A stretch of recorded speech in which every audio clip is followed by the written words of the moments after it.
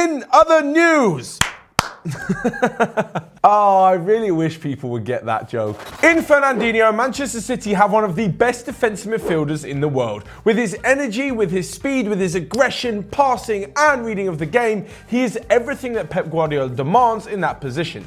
His role is so vital that it's no surprise that he was missing during Manchester City's poor run of form in December. As part of the team which has the highest average percent possession throughout the whole of Europe with a staggering 64%, his role cannot be underestimated both offensively and defensively. But in the near future, there will be a time without Fernandinho. Now, I'm not saying he should be sold, but in the summer he'll be 34 years of age, and Manchester City will probably want a replacement sooner rather than later. But who are they going to sign in his place? Will they look to a Spanish star in La Liga? Could they potentially buy someone from a Premier League rival? And what about an opponent they've already faced in the Champions League this season? That's what I'm here to tell you in the next few minutes. I'm going to bring you 5 replacements for Fernandinho at Manchester City. First up is a 23-year-old with more than 170 career appearances to date, and it's Julian Weigl. Now, he's not necessarily your stereotypical defensive midfielder, he's far less physical than that. He's more of, to be honest, a Pep Guardiola-like midfielder. He's much more like Sergio Busquets, tall, slim,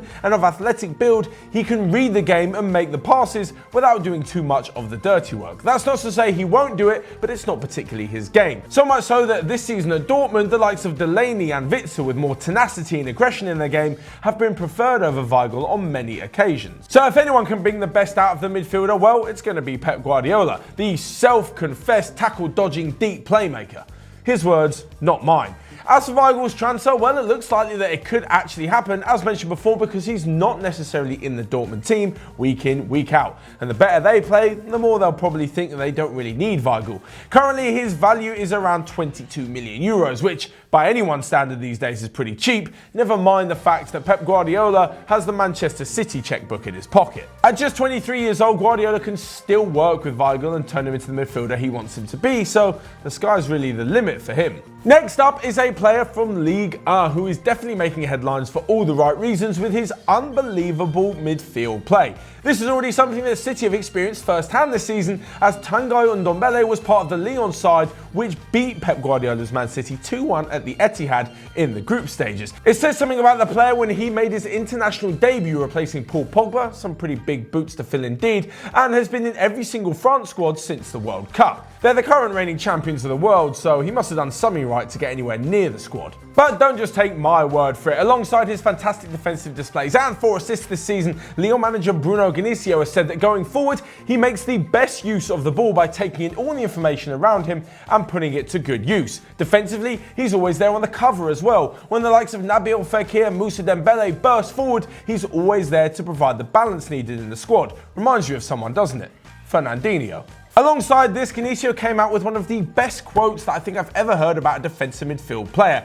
He said that Ndombele is the kind of guy who uses his intelligence to solve tactical problems. Now, if there's anything that Guardiola loves more, it's an intelligent player who can do the right things at the right time in the right areas. The guy seems a perfect fit. Now, at the moment, his market value is around 45 million euros, but if he continues to impress for the rest of the season, you can expect that to be around the 60 to 70 million range come the summer. However, if Manchester City are really serious about replacing Fernandinho for a long-term future, well, Ndombele seems like the kind of guy they want. Now, I'm not just saying it's a given that he'll move, but with Lyon and with anyone else in French League, apart from PSG, the chance of winning the domestic title are obviously minimal due to PSG's dominance. So a chance to the Premier League is not only a good move for him, but a good chance for him to try and win some more trophies. On to number 3 in this list, and we have a Spanish midfielder who's won everything there is to win in domestic football, aside from the Champions League, although he has got to the final twice and lost to arch-rivals Real Madrid. Spanish midfielder Koke has been in the Atletico Madrid side for 10 years, clocking up over 250 appearances,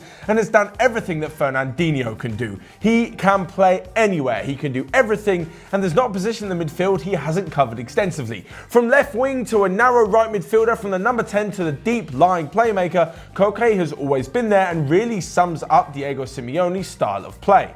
So why wouldn't Pep Guardiola want him? Well, he definitely would. It's more the fact that Koke probably won't want to leave Atletico Madrid. A few years ago when Guardiola moved to Manchester City, it was rumoured he made a £44 million bid for Koke, only to be rebuffed. This is because that Koke has only ever known Atletico Madrid and he's unlikely to move elsewhere. He is incredibly loyal. For me personally, I think that one of the massive pros to him alongside his ability is that he doesn't need to adjust. He's played in the biggest games in the biggest competitions for around 10 years and he really could hit the ground running. Oh, and if Pep Guardiola needed a reference as to just how good Koke is, even though I'm sure he's done his research, then he should listen to former midfielder Xavi, who gave him a great piece of advice. Xavi said of Koke that he has everything. He's an amazing talent who's physical and is the footballer of the future and the present.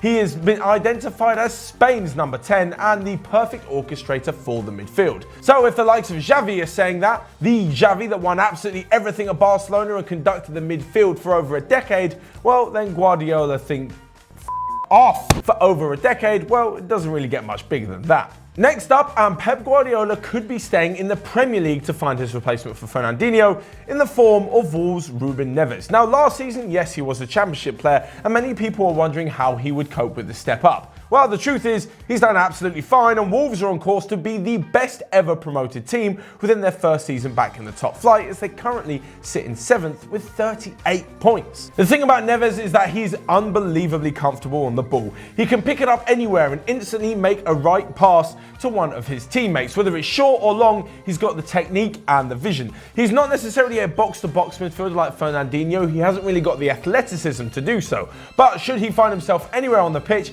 he could be an asset to Manchester City's team. His ability to make space for himself and pop up at the right moments makes him a fantastic player to have. And when he gets to the edge of the box, he's not afraid to shoot for goal, which is a pretty good thing, seeing as Fernandinho pops up with a few screamers every now and then. The best thing about him though, he's only 21 years old. He plays with such maturity in the middle of the park that it's often beyond his years.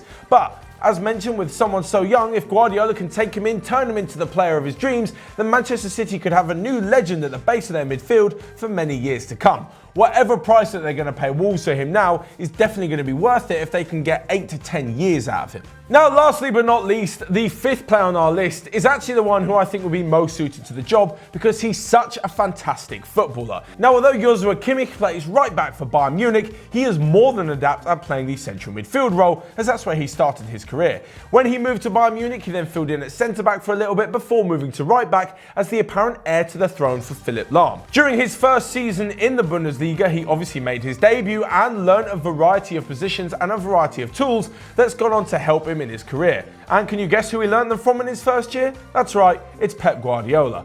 There is no reason why Kimmich wouldn't want to join Manchester City.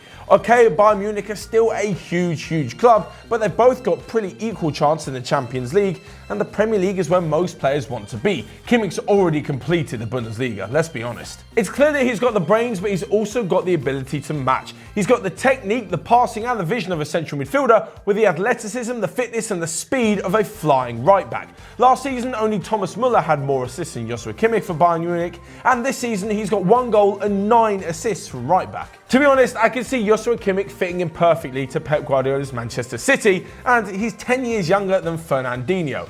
I really think he could go on to be one of the best defensive midfielders in the world, but what do you guys think? Let me know in the comment section below who you think would be the perfect replacement for Fernandinho. Will it be Weigl? Will it be Ndombele? Will it be Koke? Will it be Ruben Neves or Joshua Kimmich or even somebody else? Let me know all of your thoughts down below, and just how good of a player is Fernandinho? Is he one of the best foreign players that the Premier League has ever seen? Whilst you're there, you can also smash the like button and click here to check out all of the other videos that we've got going on Onefootball. But until next time, I will see you guys later.